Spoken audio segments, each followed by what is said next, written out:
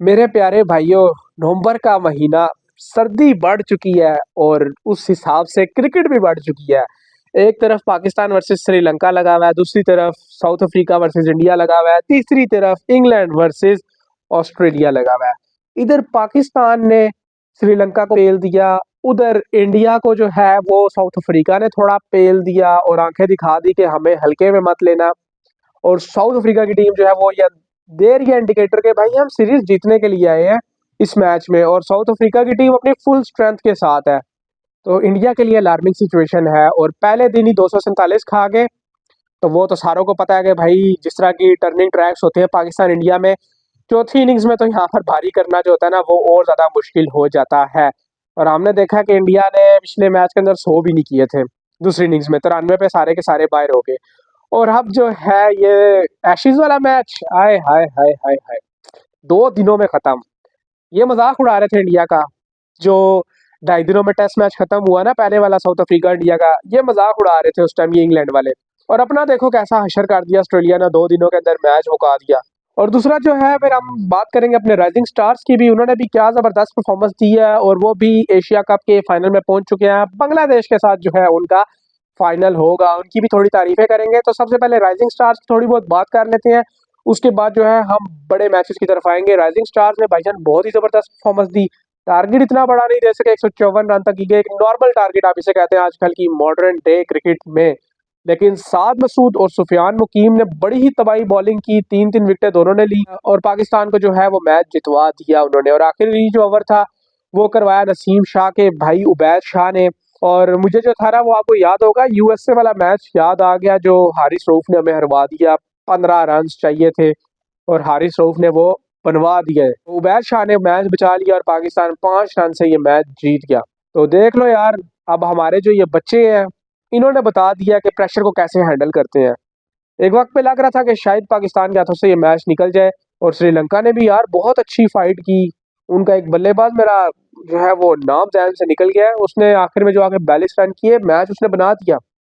लेकिन ये जो लड़के हैं हमारे नए वाले ए टीम के, यार इन्होंने क्या जबरदस्त जो है इंटेंट शो किया है, और जिसे कहते हैं ना कि प्रेशर सिचुएशन को हैंडल करने वाला जो इन लोगों ने नमूना पेश किया ना यार, उसकी मिसाल नहीं मिलती। जिस तरह अगेंस्ट इंडिया इन्होंने जो है वो मैच के अंदर प्रेशर को जो है वो अच्छे तरीके से ऑब्जर्व किया और मैच जीते इंडिया के अगेंस्ट, उसी तरह ये सेमीफाइनल के अंदर भी बड़े मैच के अंदर जो है बॉलिंग उन्होंने सही निशाने पे कर दी। उबैद शाह ने स्टार्ट में 2 वाइडें भी फेंक दी, एक तो कीपर से भी मिस हुई और रन भी निकल गया। तो मैंने कहा भाई ये तो मैच गया, लेकिन फिर जिस तरह उन्होंने बचाया मैच, बड़ा ही जबरदस्त था। अब कल इनका फाइनल है बांग्लादेश के साथ। अब कल अगर ये जो है सुकून से प्रेशर को हैंडल कर लेते हैं तो बंगालियों के भी मैं तुम्हें बता रहा हूँ हाथ पैर फूल जाते हैं। इंडिया वाला मैच देख लो किस तरह उन्होंने बराबर करा दिया था।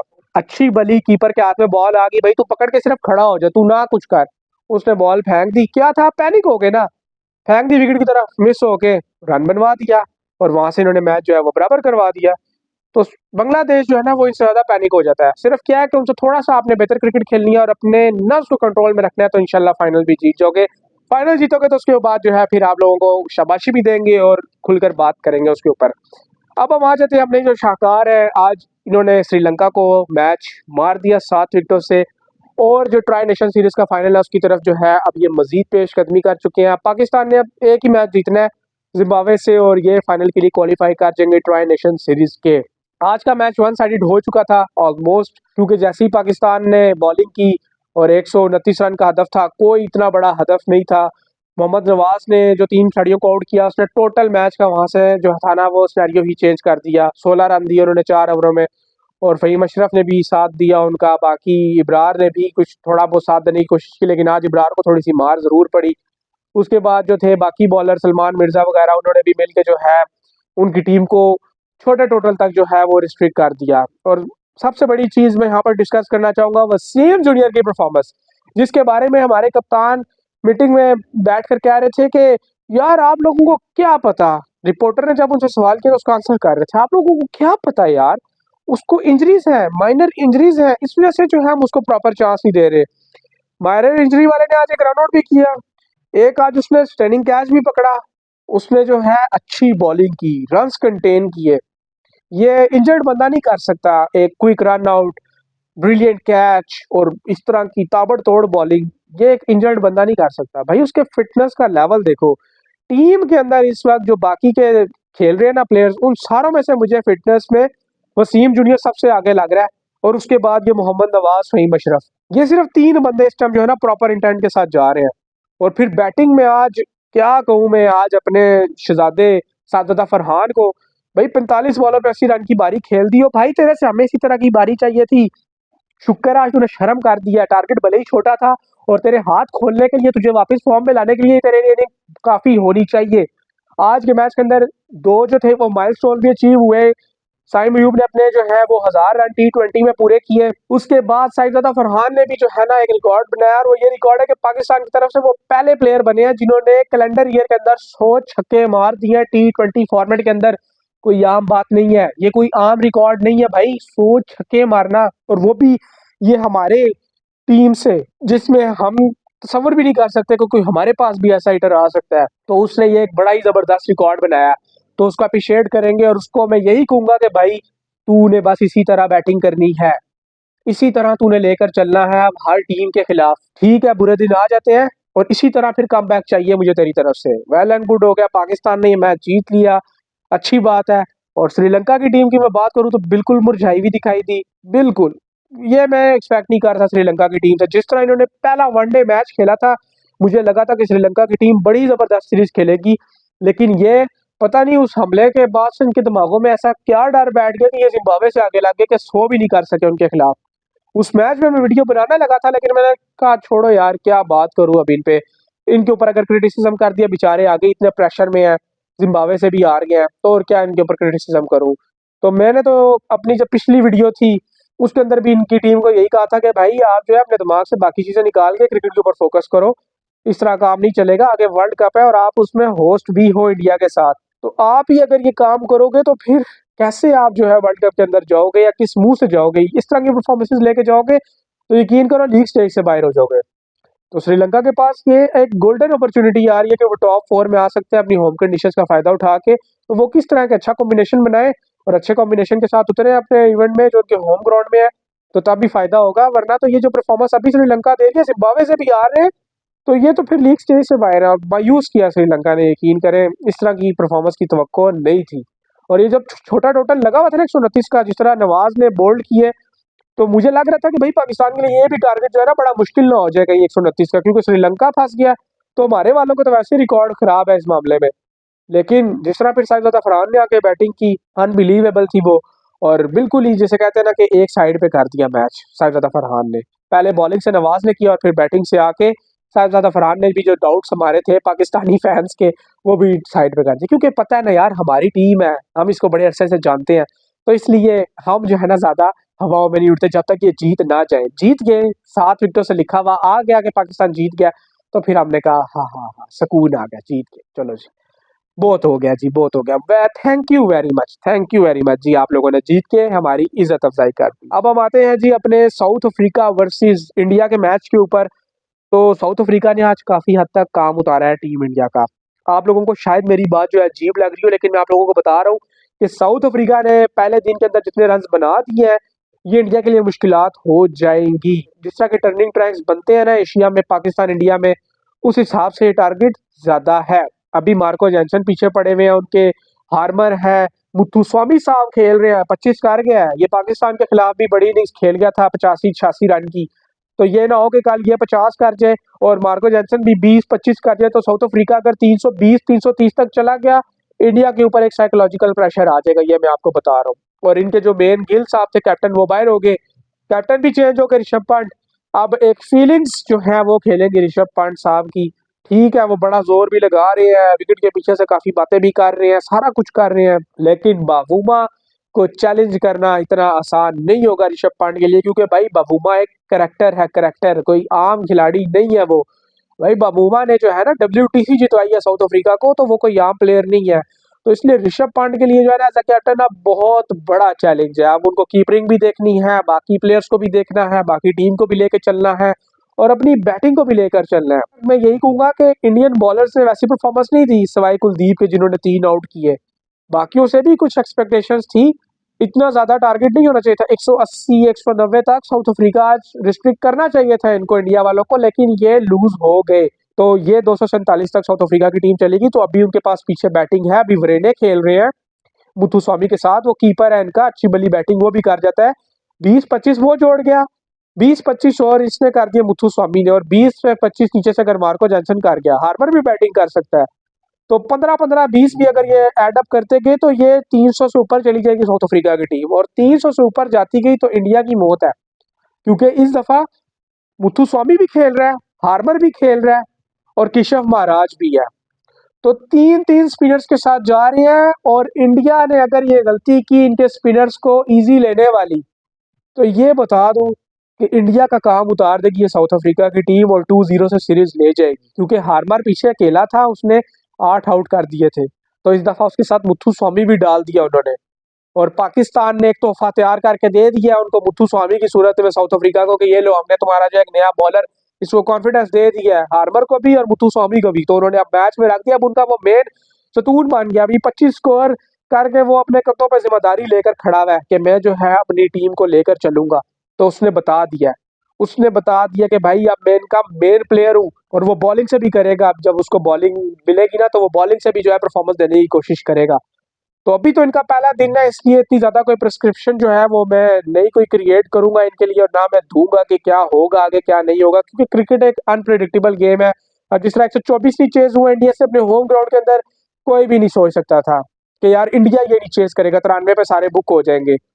तो इसलिए कुछ भी हो सकता है, हो सकता है इंडिया जो है काफी अच्छी बारी कर जाए, और हो सकता है बिल्कुल ही डेड हो जाए। तो सिचुएशन कुछ भी निकल सकती है, लेकिन अभी पहले दिन की सिचुएशन में जो है वो साउथ अफ्रीका की टीम सॉलिड दिखाई दे रही है। और जिस तरह उनके प्लेयर्स ने, सारे प्लेयर्स ने कंट्रीब्यूट किया, कोई भी आज माड़ा नहीं किया सिवाय मुल्टर के जिसने 13 किए, उसके अलावा 40, 42, 35, 38 इस तरह सारे प्लेयर्स ने किया है। तो इंडियन बॉलर्स को जो है ना वो होश के नाखून लेने होंगे, और कल आते साथ ही पहले आधे घंटे के अंदर साउथ अफ्रीका की टीम को दचका दो, नहीं तो साउथ अफ्रीका तुम्हें दचका दे जाएगी, ये मैं बता रहा हूँ। तो इसलिए अगर बचना चाहते हो ना, तो आओ कल के दिन अटैक करो साउथ अफ्रीका के ऊपर, नहीं तो बाबूमा काबू नहीं आएगा। बाबूमा काबू नहीं आएगा तो फिर उसकी टीम भी तुम्हारे काबू नहीं आएगी, ये मैं बता रहा हूँ। और 2-0 से सीरीज फिर हार के बाहर बाहर हो जाओगे तुम लोग, फिर इस मैच से भी और सीरीज से भी। चले जी, अब बात करते हैं हम Australia versus England test match. क्या ही जबरदस्त मैच हुआ है ऑस्ट्रेलिया और इंग्लैंड का, 2 दिनों में टेस्ट मैच खत्म। इन टीम्स के अंदर जो होते हैं ना, इंग्लैंड हो गया, ऑस्ट्रेलिया हो गया, इन टीम्स के अंदर आपको करेक्टर नजर आएंगे, और ये साउथ अफ्रीका भी ऐड कर ले उसमें। इन टीम्स के अंदर जो है ना आपको करेक्टर्स नजर आएंगे। ऑस्ट्रेलिया को किन 2 बंदों ने मैच जितवाया, मैं आपको बता देता हूँ। एक Mitchell Starc, Travis head, 2 characters. Steve Smith ने जो है वो प्रेस कॉन्फ्रेंस में जाके बताया भी कि जब टारगेट सेट हो गया, तो जिस तरह हमने पिछली इनिंग्स के अंदर परफॉर्म किया था, सबको लग रहा था डर कि यार 205 का हदफ है, हम पिछली दफा 132 पे आउट हो गए थे, कौन चेज करेगा। ट्रेविस हेड आ गया है, उसने कहा जी मुझे जाने दो, मैं ओपनिंग करता हूँ, क्योंकि पिछली इनिंग्स के अंदर इसने ओपनिंग नहीं की थी, लबुशेन ने की थी और वेदर हार्ड ने की थी। तो इस दफा कहा ट्रेविस हेड ने कि मुझे ओपनिंग करना, तो मैं करके दूंगा, मैं जो है जॉब करके दूंगा, और उसने करके दी। 123 रन की बारी खेली उसने आज आके, और उसने मैच एक तरफ कर दिया, टोटली वन साइडेड कर दिया। क्योंकि आप देखें 172 पे इंग्लैंड आउट हो रहा है, 132 पे ऑस्ट्रेलिया आउट हो रहा है, फिर जो है वो पकड़ी गई है 168 पे इंग्लैंड की टीम। तो ये तो कंडीशंस ऐसी बनी हुई थी कि बल्लेबाजों को तो बॉल नजर ही नहीं आ रहा था। और स्टार्क ने कहा कि यार अब कंडीशंस को ना जो है वो ब्लेम करें, दोनों तरफ से बॉलिंग बड़ी अच्छी हुई है। और दूसरी इनिंग्स के अंदर तो स्टार्क के साथ बुलैंड वापस फॉर्म में आ गए, जो पहली इनिंग्स में ऑफ कलर दिखाई दे रहे थे, उन्होंने आके दूसरी इनिंग्स के अंदर 4 खिलाड़ियों को आउट कर दिया। और स्टार के जो है वो 10 विकेटें आ गई, पहले इनिंग्स के अंदर उसने 7 आउट किए, दूसरी में 3 आउट किए। तो मैंने आपको बताया कि करेक्टर है। स्टार ने जिम्मेदारी नहीं, पता था कि कमिंस नहीं है, हैजलवुड नहीं है, मेरे ऊपर है सारी जिम्मेदारी, मैं बुलैंड के ऊपर नहीं डाल सकता, मैं जो है वो डॉज इनका नया आया उसके ऊपर नहीं डाल सकता मैं जिम्मेदारी, क्योंकि वो नए प्लेयर्स है, डॉज ने है। बुलैंड तो चलो है पुराना, लेकिन मैं सबसे सीनियर हूँ, मैं इस वक्त जो है ना पेस हेड हूँ, पेस अटैक मेरे पे रिलाई कर रहा है। तो उसने देखो किस तरह आगे पर खच्चे उड़ाए हैं टीम इंग्लैंड के। तो ये करेक्टर है ना ट्रेविस हेड, देख रहे कि भाई हमारी बैटिंग मार खा गई है पहले इनिंग्स के अंदर, उसने कहा मैं करूंगा, करके दिखाया, आगे हुआ, स्टेप अप हुआ है। उसने कहा भाई मैं जो है मिडिल ऑर्डर से निकल के ऊपर से ये अटैक करके इंग्लैंड को सरप्राइज कर दूंगा। उसने किया, इवन के बेन स्टोक्स ने आके उसको अप्रिशिएट किया, जिस तरह की वो इनिंग खेल के चला गया मुश्किल विकेट के ऊपर। यकीन करो कि हमारे कोई एशियन बल्लेबाजों में से होता तो ये सारे लड़क जा रहे थे 205 देख के। 50 भी सारी टीम बाहर होनी थी, लेकिन वो देखो किस तरह बैटिंग करके चला गया, मैच निकाल के ले गया अकेला, करैक्टर शो किया उसने। तो भाई वो जो टीम है ना, वो अपने पर्सनल माइलस्टोन्स नहीं देखते, वो देखते हैं कि भाई हमने अपनी टीम को किस तरह जितवाना है। डेविड वार्नर ने एशेज शुरू से पहले कहा ना कि हम जो है वो मॉरल के लिए खेलते हैं, हमें मॉरल विक्ट्री चाहिए। तो उन्होंने फिर लिया मॉरल विक्ट्री और बताया दुनिया को कि वाकई ऑस्ट्रेलिया ऑस्ट्रेलिया ही है। जहां पे लगता है कि ऑस्ट्रेलिया वीक हो गई है, वहीं से ऑस्ट्रेलिया दोबारा उठ जाती है।